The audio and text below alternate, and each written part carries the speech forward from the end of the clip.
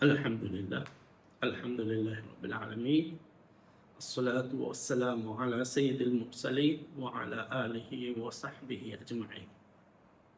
مشاہدین الکرام، میں شیخ عبدالحسن استاد تفسیر القرآن معہد نور الرادیہ میدان انڈونیشیا. ناظرین کرام، ان دنوں میں دیکھ رہا ہوں کہ ہندوستان میں، ہمارے ملک عزیز میں، چند مسلمان لوگ ایک بیان لے کر کھڑے ہیں یا اعلان کر رہے ہیں بنا دینا چاہیے کہ گائے کو انڈیا نیشنل اینیمل میں سے درج کر دینا. میں ان سے یہ کہنا چاہتا ہوں حضرات سے، کیا آپ لوگوں نے قرآن کو پڑھنا چھوڑ دیا؟ قرآن پر عمل کرنا چھوڑ دیا آپ لوگوں نے؟ خدا کے حکم کے خلاف کیوں چلے گئے؟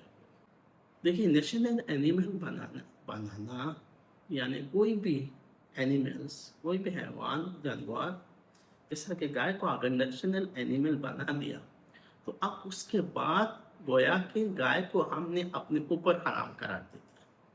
یہی ہے نا انڈین قانون میں. یہ ہم لوگ کاٹ بھی نہیں سکتے، مار بھی نہیں سکتے، کھا نہیں سکتے.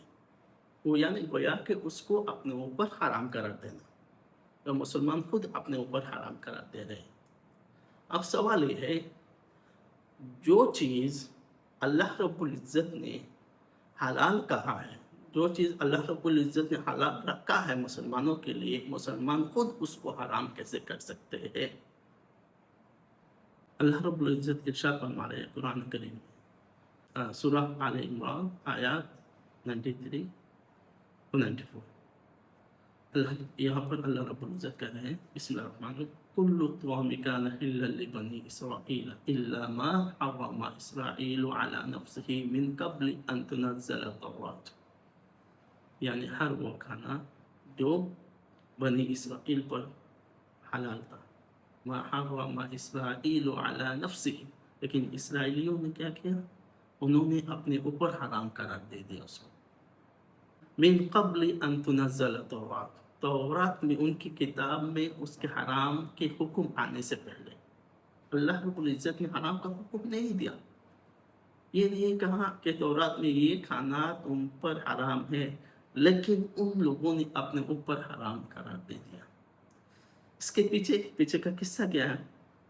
یہ ہے، ایک مرتبہ سیدنا یعقوب علیہ السلام بہت سخت بیمار ہو گئے، اور سیدنا یعقوب علیہ السلام کے سب سے پسندیدہ کھانوں میں سے اونٹ کا گوشت کھانا اور اونٹ کے دودھ پینا تھا. وہ بہت پسند کرتے تھے. جب وہ بہت سخت بیمار ہو گئے، منت رکھا کہ میں اگر اس بیماری سے شفا یاب ہو گیا تو میں کبھی اونٹ کے گوشت اور دودھ نہیں پیوں گا، اونٹ کے گوشت کو نہیں کھاؤں گا اور دودھ نہیں پیوں گا. اللہ رب العزت نے ان کی جو وہ منت ہے وہ قبول فرمائی، وہ شفا یاب ہو گئے. اور شفا یاب ہونے کے بعد انہوں نے یہ کھانا، گوشت کھانا اور دودھ پینا چھوڑ دیا. یہ کیا کیا؟ بنی اسرائیل نے بھی اپنے اوپر حرام قرار دے دیا. یہ حرام، اللہ رب العزت نے یہ نہیں کہا کہ یہ حرام ہے، سیدنا یعقوب نے خود اپنے اوپر یہ چیز منع کر دیا، لیکن بنی اسرائیل نے اپنے اوپر حرام قرار دے دیا. اس کے بعد اللہ فرماتے ہیں، قل فأتوا بالتوراۃ فاتلوها، اپنی کتاب لاؤ، دیکھو، پڑھو، اگر تم لوگ اپنے بات پر سچے ہو. اس بات پر سچے کہ اللہ نے اونٹ کے گوشت کو حرام قرار نہیں دیا، لیکن بنی اسرائیل نے اپنے اوپر حرام قرار دے دیا. اگر حرام ہے تو کتاب پڑھو، کتاب میں دیکھو حرام ہے یا حلال ہے. فمن افترى على الله الكذب من بعد ذلك، جھوٹا تہمت، جو شخص اللہ پر جھوٹا تہمت لگاتا ہے حق کو جاننے کے بعد، فاولئک هم الظالمون، وہ لوگ ظالموں میں سے ہیں، وہ اپنے اوپر ظلم کر رہے ہیں. یہ ہے. اب یہاں پر میں یہ کہہ رہا ہوں، اللہ رب العزت نے کیا گائے کو مسلمانوں کے لیے حلال قرار دیا، حلال رکھا. گائے حلال ہے، گائے کے گوشت مسلمان کھا سکتے ہیں. لیکن آج کے چند مسلمان اکٹھا ہو گئے، یہ کہہ رہے ہیں کہ گائے کو انڈین نیشنل اینیمل میں سے ہو جانا چاہیے. یعنی گویا کہ وہ لوگ گائے کو اپنے اوپر حرام کر رہے ہیں، کیونکہ نیشنل اینیمل میں ہونے کے بعد اگر گائے کو نیشنل اینیمل قرار دے دیا سرکار نے، تو उसके बाद से ना काट पाएंगे कि ना कुछ गंदा खा पाएंगे, यानी गोया कि गाय हराम हो गई, बिल्कुल मतलब हराम है। बस अब सवाल ये है, अब ये है, आपको नहीं जो चीज़ खुदा ने हलाल रखा है उसको हराम करने के लिए आपको किसने ये इजाज़त दी है कि जो चीज़ खुदा अल्लाह रब्बुल इज़्ज़त ने हलाल रखा है आप उसको हराम करें? ये किसी इंसान में ये हक नहीं है। किसी भी कोई भी इंसान जिस चीज़ को अल्लाह ने हलाल किया है उसको वो हराम नहीं कर सकता। ये दीन इस्लाम और खुदा के हुक्म के खिलाफ जाना है, ये जालिमों में से होना है। हाँ, गाय हमारे हिंदू भाई बहन हिंदू मज़हब में गाय को एहतराम करते हैं, गाय को माता मानते हैं, गाय में बहुत सारी खूबियाँ हैं, गाय में फजीलतें हैं गाय की। वो लोग इस वजह से वो लोग गाय के एहतराम करते हैं, ऐसे ही हम भी एहतराम उनके एहतराम की वजह से गोया कि हम अगर ये चाहे तो कुर्बानी ना करें, कोई बात नहीं। अगर ये चाहे तो गाय को ना खाए, कोई हर्ज नहीं है। लेकिन इसका मतलब ये नहीं है कि गाय को हम अपने ऊपर हराम करार दे दें।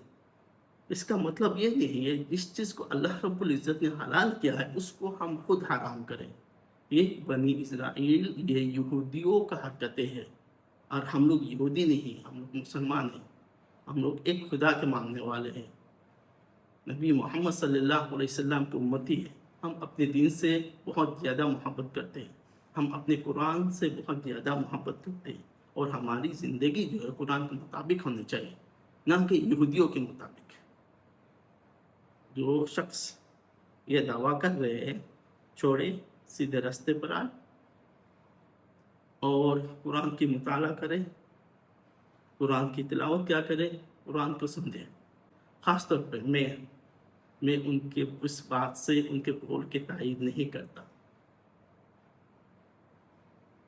मैं गाय के एहतराम करता हूँ, हिंदू भाई बहन की वजह से मैं गाय खाना छोड़ दूंगा, कोई हर्ज नहीं है कि उसके उसके जगह में अल्लाह ने बहुत सारे हैवानात रखा है। मैं बकरियाँ है वो कोई है उनकी तरफ चला जाऊंगा, उनको ज़बह कर दूंगा, कोई हर्ज नहीं है।